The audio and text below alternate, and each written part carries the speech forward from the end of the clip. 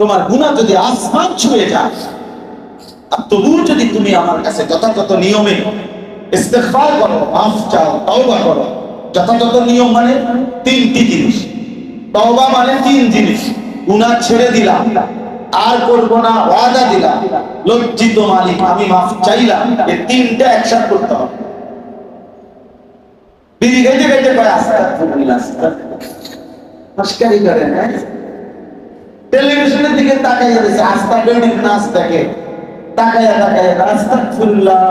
কি শুরু হইলো দেশটা, কি শুরু হইলো মানে আপনি যেটি দেখতে আছেন এটি শুরু হয়েছে, সেটা দেখাই যায় কি শুরু হয়েছে।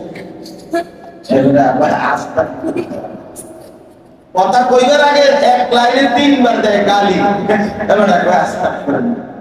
উনি কয় আস্তাগফিরুল্লাহ, আপনার এমন আস্তাগফিরুল্লাহর উপরে আস্তাগফিরুল্লাহ, এমন আস্তাগফিরুল্লাহর উপরে কি তোমার আস্তাগফিরুল্লাহর উপরে আস্তাগফিরুল্লাহ। এই যে আস্তাগফিরুল্লাহ, আগে গুনাহ ছেড়ে দাও, আর করবে না, ওয়াদা দাও, লজ্জিত হয়ে মাফ চাও। আল্লাহ তাআলা বলেন আসমান পর্যন্ত যদি গুনাহ পৌঁছে যায়, আমি আল্লাহ ওয়াদা দিলাম গফরতু লাকা ওয়ালা উবালি, কোনো পরোয়া না করে, কোনো পরোয়া না করে আমি মাফ করে দেব। সুবহানাল্লাহ। এজন্য মাফ চলেন দিন নিয়ে ভাবি, আখিরাত নিয়ে, নিজেরও অন্যের, নিজেরও অন্যের। রাসূল আকরাম সাল্লাল্লাহু আলাইহি ওয়াসাল্লাম দিবানিশি উম্মতের জন্য ভাবছেন। কি পরিমাণ ভাবছেন, যে পরিমাণ ভাবলে আসমান ওয়ালা রব ডাইরেক্ট বলছে, আয় বন্ধু ফালাআল্লাকা বাখিফ নাফসা, আয় হায় আপনি দেখি মরে যাবেন, আয় হায় আপনি এমন শুরু করছেন, আপনি দেখি মরে যাবেন, আপনি কি জান দিয়ে ফেলবেন। মানুষগুলো ঈমানদার হচ্ছে না কেন? এই আফসোস করতে করতে। কি পরিমাণ মেহনত করলে, চোখের পানি ফেললে, কি পরিমাণ উম্মতের দুয়ারে দুয়ারে ঘুরলে, আল্লাহ তাআলা খুব নবীকে বলছে, তুই আপনি কি মরে যাবেন, একটু থামেন। فلعلك باخع نفسك على آثارهم إن لم يؤمنوا بهذا الحديث أسفا। আপনি মরে যাবেন, জান দিয়ে ফেলবেন নাকি এমন শুরু করলেন। এই পরিমাণ ফিকির, এই পরিমাণ মেহনত করলেন। আরব দেশের একজন বিশ্ববিখ্যাত বুজুর্গ আলেম আছে, আর শেখ মোহাম্মদ আওয়ামা, তারা পৃথিবী বিখ্যাত আলেম। ওনাকে একজন আলেম দ্বীন জিজ্ঞেস করছিল, হযরত আমি ঈমান ইসলামের খেদমতে কিছু করতে চাই, আমাকে কি করতে হবে?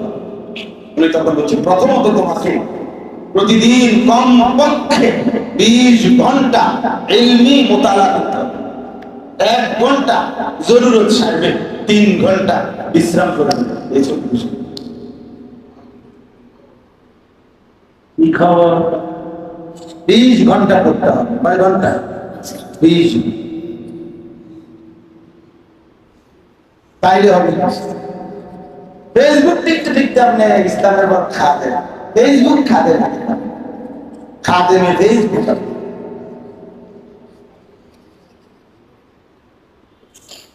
তাহলে উনি এই জমানার মানুষ,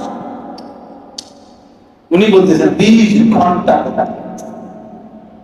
তার মানে উম্মতের ফিকিরে দিবার আছে, ইলমের জন্য, নিজের জন্য, জাতির জন্য একাকার করে। আল্লাহ তৌফিক দান। রাসূলুল্লাহ সাল্লাল্লাহু আলাইহি ওয়াসাল্লাম যখন মানুষকে কালেমার দাওয়াত দিচ্ছিলেন, মক্কার কুরাইশরা নবীজিকে অসংখ্য গালি দিয়েছে। এই কথাটাই আমার শেষ প্রসঙ্গ। এই গালির মধ্যে একটা উল্লেখযোগ্য, বারবার তারা নবীজিকে বলতো মুহাম্মদ পাগল, পাগল বলতো। কেন বলতো? তাফসীরের মধ্যে আছে। পাগল বলতো এই কারণে, তারা বলতো গোটা দেশ, গোটা জাতি, গোটা সমাজ, কোন ঘরে কোনখানে যেই কথা নাই, প্রত্যেকে পূর্বপুরুষ থেকে এই মূর্তির পূজা করতেছে। একা মুহাম্মদ, এই লোকটা একা নতুন এই কথা আমদানি করছে, নতুন করে এগুলো বলতেছে। এটা পাগল ছাড়া আর কিছু হইতে পারে। যে কথা দেশে খায় না, সমাজে খায় না, কেউ জানে না, কেউ গ্রহণ করে না, এ তো পাগল ছাড়া আজকে কল্পনা করেন, এখন তো সহজ। আমি বললে, আপনি বললে আল্লাহ কথা দিন, কিছু না কিছু লোক আপনার পক্ষে পাবেন না? বিরোধিতা কারী হোক, কিন্তু পক্ষে পাবেননি কেউ না, কেউ নাই। বলো ভাই, কেউ পাইবে না তুমি। প্রতিটা ভালো কাজের পক্ষে এখন কিছু লোক পাওয়া যাবে কি না বলেন? পাওয়া যায়। কিন্তু আজ থেকে 1450 বছর আগে, 1500 বছর আগে কল্পনা করেন, যেদিন আল্লাহ নবী সাল্লাল্লাহু আলাইহি ওয়াসাল্লাম মক্কার জমিনে কালেমার দাওয়াত দিতে শুরু করছেন, সেদিন ওনার ডানে বামে সামনে পিছনে একটা লোকও নাই ঈমানদার। একা এক মহাসাগরে একা দাঁড়িয়ে মুহাম্মদ আরবি কালেমার আওয়াজ করেছেন। কেউ ছিল সেদিন ওনার সাথে? একেবারে শূন্য থেকে তিনি শুরু করছেন হিম্মতের সাথে। তাহলে এই জন্য মক্কাবাসী বলতো আল্লাহ তাআলা কোরআন কারীমে বারবার এই ওয়াদা দিয়েছে, বন্ধু বেঈমান যাই বলুক জবাব আমি দেব, আপনার পক্ষ হয়ে জবাব আমি দেব, আপনি কিছু বলতে হবে। আল্লাহ তাআলা, আমি যে সূরাটা পড়ছি এই সূরার মধ্যে আল্লাহ তাআলা নবী সাল্লাল্লাহু আলাইহি ওয়াসাল্লামের পক্ষে জবাব দিয়েছেন। আল্লাহ তাআলা বলেন নুন ওয়াল কালামি ওয়া মা ইয়াসফুরুন। নুন এটা কোরআনের মুজিজা। কোরআন কারীমের 29টা সূরার শুরুতে এরকম বিচ্ছিন্ন পৃথক কিছু অক্ষর আছে। কোথাও 3টা, 2টা, 5টা, 7টা, 1টা, 2টা। আলিফ লাম মিম, আলিফ লাম রা, قاف حاميم عين سين قاف কাফ হা ইয়া আইন সাদ। কোরআন শরীফ আছে, এগুলো মুজিজা। কি মুজিজা? মক্কার কুরাইশরা বলতো কোরআন মুহাম্মাদের বানানো। আল্লাহ তাআলা বলেছে বানানো জিনিস তো আরেকজনও বানাইতে পারে, আর বানানো জিনিস একজনে বললে আরেকজনে এটা ব্যাখ্যা করতে পারে, বুঝতে পারে যে কি বলতে চাইছে। যেমন কবি নজরুল কবিতা লিখে গেছে কত আগে, এখনকার স্যারেরাও এটা বুঝাইতে পারে যে ইনি এটা বুঝাইতেছে। তো তাইলে যেহেতু মুহাম্মাদের বানানো, আল্লাহ তাআলা বলেন আলিফ লাম মিম, বলো এটা কি বুঝাইতে চাইছে? তাই তোর আব্বারে ডাকতে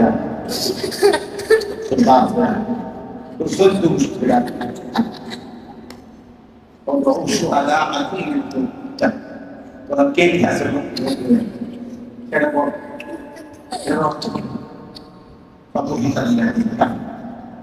কাফের কি হয়ে গেছে? নির্বাক। কোনো জবাব দিতে পারে।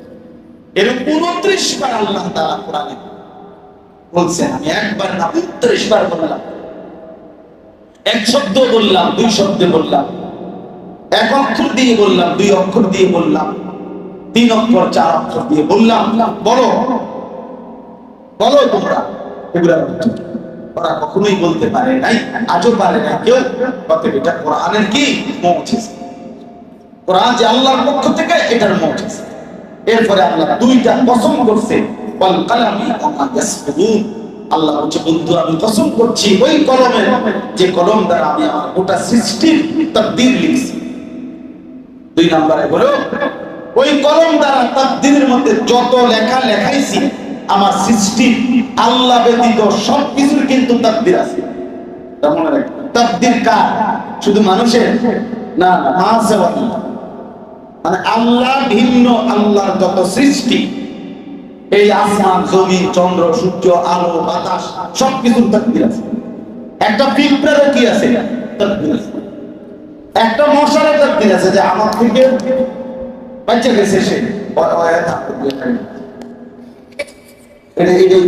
এভাবেই ছিল লেখা যে বাচ্চা যাবে। পিঁপড়াইটা আমার সামনে থেকে চলে গেছে, উনি পাও দিয়া টিপ দিয়া, এটা বিশ্বাস। এইটাই এই নদীতে কতবার ঢেউ আসবে, কতবার ভাটা হবে, জোয়ার আসবে, এটা কি আছে? এই সূর্য আলো দিবে কতবার, অস্ত যাবে কতবার, এটা কি আছে? সিদ্ধান্ত। এটাই তার আল্লাহ বলে এই তাকদীরের যত কথা, যত সিদ্ধান্ত, যত বাণী, যত কিছু সবটার কসম করে আমার গোটা সৃষ্টি জগতের সমস্ত তাকদীর ফয়সালার কসম কসম করে আল্লাহ বলেন, মা আনতা বিনিআমাতি রাব্বিকা বিমাজনুন। বন্ধু 24 ঘন্টা যেই বন্ধুর উপরে আমি আল্লাহর নিয়ামত বর্ষিত হয়, এমন প্রিয় বন্ধু পাগল হইতে পারে। মা আনতা বিনিআমাতি রাব্বিকা বিমাজনুন। আপনার উপরে তো আমার সারাক্ষণ নিয়ামত বর্ষিত হয়, আপনি কেন পাগল হবেন? পাগল কি এমন হয় নাকি? পাগল এক উত্তম গুণাবলী হয় কেমনে? পাগল আল আমিন হয় কেমনে? পাগল আল সাদিক হয় কেমনে? পাগল আল মাসদুক হয় কেমনে? তাহলে আপনার উপরে আমার নিয়ামত বর্ষিত হচ্ছে, আপনি কোন অবস্থাতেই পাগল নন। ওয়া ইন্না লাকা লা আজরান গায়রা মামনুন। আল্লাহ বলেন, বন্ধু দাওয়াত দিতে থাকেন, তাবলীগ করতে থাকেন, উম্মতকে বলতে থাকেন, আর সমস্ত আঘাত, তিরস্কার, ঠাট্টা, মস্কারি, জুলুম যত কিছু হোক আপনি ঘাবড়াবেন না। প্রত্যেকটার বিনিময়ে গায়রা মামনুন, অফুরন্ত সীমাহীন বিনিময় আমি আল্লাহ আপনাকে দিতে থাকি। ওয়া ইন্নাকা লাআলা খুলুকিন আযীম।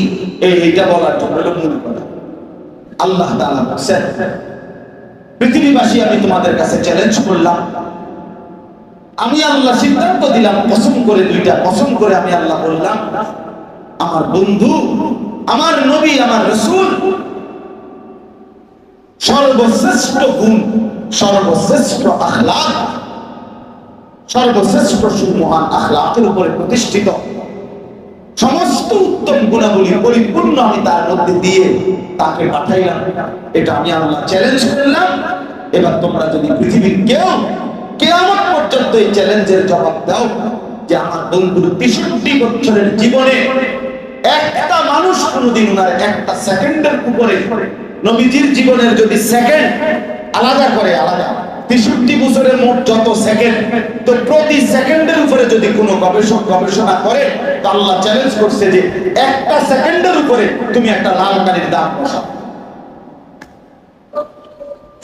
ওয়া ইন্নাকা লাআলা খুলুকিন আযীম।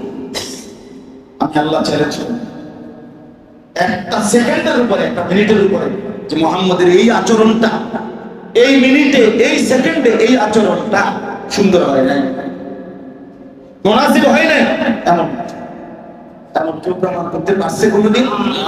গত 1450 বছরে হয়েছে কোনদিন?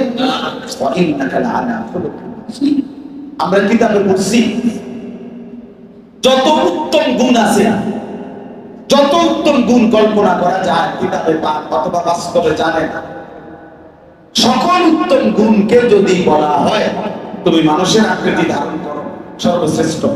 মনে করেন বিনয়, এর যদি বলে সর্বোচ্চ বিনয় কেমন হবে, তুমি এটা মানুষের আকৃতি ধরো।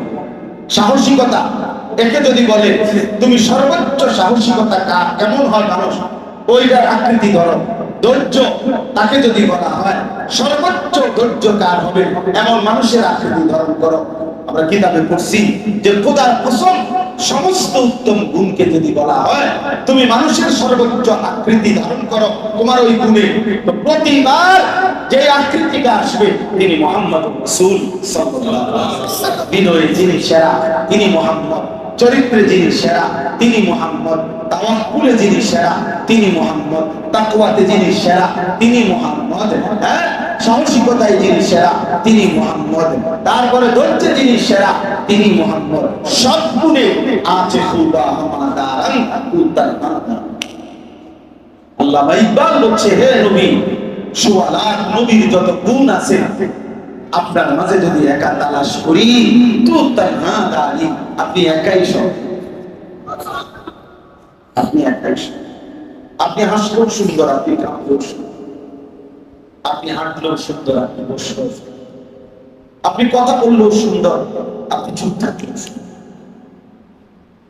লক্ষণ চাইতে বেশি সাহাবী সকালে, দুপুরে, রাতে, দিনে, একাকী, প্রকাশ্যে, ঘরে, বাইরে, বাজারে, বাথরুমে ঢুকতে, বাথরুম থেকে বের হওয়ার পর, ঘুমের আগে, ঘুমের পরে, পূর্ণিমার রাতের চাঁদের নিচে একাকী প্রকাশ্যে চুল খোলা, চুল ঢাকা, চাদর পরা, চাদর খোলা, হাঁটতে উঠতে বসতে হাজারো আইটেমে সাহাবায়ে কেরাম নবীজিকে বারবার লক্ষ্যবার দেখছে।